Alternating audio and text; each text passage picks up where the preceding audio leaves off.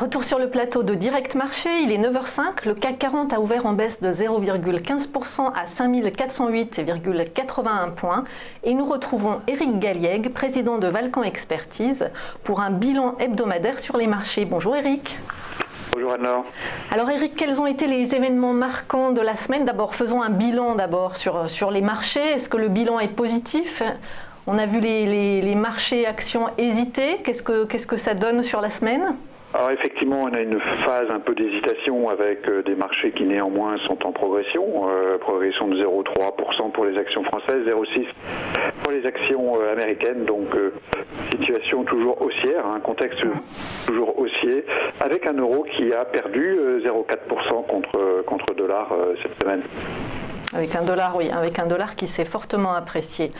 Donc on passe aux événements marquants de la semaine et on commence évidemment avec le président de la Fed, confiant sur l'économie américaine et qui a justement boosté ce billet vert.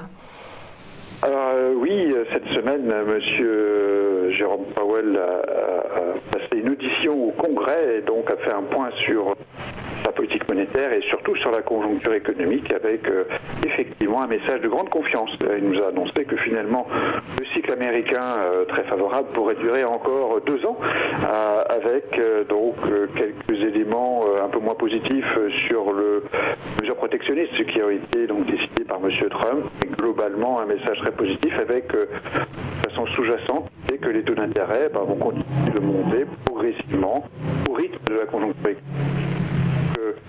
D'une façon tout à fait en ligne avec les anticipations de marché. Deuxième bonne nouvelle de la semaine, cette fois c'est du côté des entreprises allemandes et des résultats finalement pas si mauvais que ça. Oui, effectivement, Deutsche Bank a publié cette semaine les résultats de son deuxième trimestre qui sont très supérieurs aux attentes. C'est vrai qu'on s'était posé beaucoup de questions sur la performance de la première banque allemande, sur ses plans de restructuration et répétition. J'allais même vous dire sur l'avenir. Oui, tout à fait. C'est mieux donc pour Deutsche Bank. Et puis on a aussi l'annonce faite par Continental AG d'une scission de ses activités en 3 filiales différentes pour s'adapter aux mutations de la voiture autonome. C'est plutôt des nouvelles favorables qui ont boosté les cours de ces 2 entreprises. Et donc l'actualité des entreprises demeure favorable pour le scénario de marché. Alors l'autre grand fait marquant de la semaine, c'est cette amende record infligée par la Commission européenne à Google, mais qui finalement n'a pas tellement inquiété Google, et en tout cas encore moins les investisseurs, puisque sa maison mère Alphabet qui est cotée n'a pas du tout bougé en bourse à l'annonce de cette amende. Alors oui, 4 milliards 300 millions, c'est une goutte d'eau en quelque sorte pour Google. Si on a retenu cet événement dans l'actualité de la semaine avec un côté négatif, avec une note négative, c'est parce qu'effectivement, ça nous remet en avant l'idée que les GAFAM américaines sont finalement vulnérables à des décisions de type réglementaire ou fiscal, on va encore en entendre parler. C'est pour nous un des risques, qui n'est pas majeur, mais qui est toujours réel, de réaction finalement de l'Europe aux, je dirais, décisions protectionnistes américaines. Les Européens pourraient effectivement taxer ou surtaxer les entreprises américaines et notamment les entreprises de l'Internet qui, à plus d'un égard, effectivement, exploitent des positions dominantes. Une sanction qui a d'ailleurs été vivement critiquée par Donald Trump et qui a ravivé des tensions commerciales qui sont toujours de plus en plus vives avec les USA et le reste de leurs partenaires commerciaux. Voilà, oui, c'est un sujet toujours délicat dans la mesure où effectivement les rétorsions en quelque sorte de l'Europe comme de la Chine ou du Japon peuvent être douanières, par des taxes douanières, mais aussi par des éléments réglementaires ou ce type de mesures. Donc, contre les entreprises américaines, la baisse du yuan qu'on a aussi observé cette semaine, qui continue.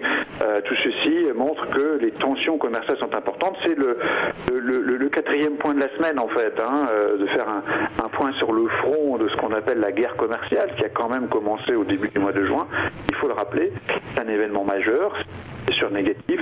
Alors ces éléments négatifs du côté des États-Unis qui attaquent finalement ses partenaires commerciaux auprès de l'OMC, ils considèrent toujours que ces mesures de hausse donc taxes à l'importation sont justifiées par des problématiques de sécurité nationale, alors que ce n'est pas le cas pour ses partenaires européens et mexicains, canadiens, japonais. Donc effectivement, la guerre compte sur un plan cette fois-ci, donc judiciaire, avec cette démarche des États-Unis auprès de l'OMC. On peut aussi noter sur le front de la guerre commerciale bien cet exemple que donne finalement l'Union européenne avec le Japon en signant un traité de libre-échange qui est extrêmement important, extrêmement intéressant, puisque montre qu'on peut réduire les taxes à l'importation à zéro, voilà, ce qui est l'objectif et la réalité de ce traité qui est passé donc entre l'Union européenne et le Japon et qui a été annoncé cette semaine. C'est donc un événement qui vient compenser la dégradation de la situation avec les États-Unis. Et alors la synthèse de tous ces événements sur les marchés, qu'est-ce que ça donne ? La synthèse, ça nous donne une actualité légèrement positive dans la mesure où M. Powell a montré sa confiance dans l'avenir, où on a plutôt eu des bonnes nouvelles du côté des entreprises allemandes. Le seul élément négatif, c'est l'amende contre Google, bien sûr, sachant que la guerre commerciale est plutôt neutre cette semaine, donc plus 1 pour cette actualité de la semaine. Alors au regard de tous ces événements, quelle est votre recommandation, Eric, sur les marchés cette semaine ?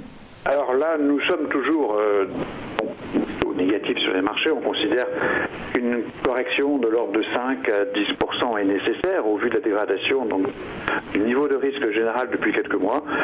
Pour le très court terme, effectivement, cette semaine, on a légèrement rehaussé. Nous sommes donc en sous-pondération action plutôt qu'en forte sous-pondération. C'est un détail technique, tout simplement parce que les bourses ont finalement fait du surplace, alors que, comme on l'a vu, l'actualité s'est légèrement améliorée.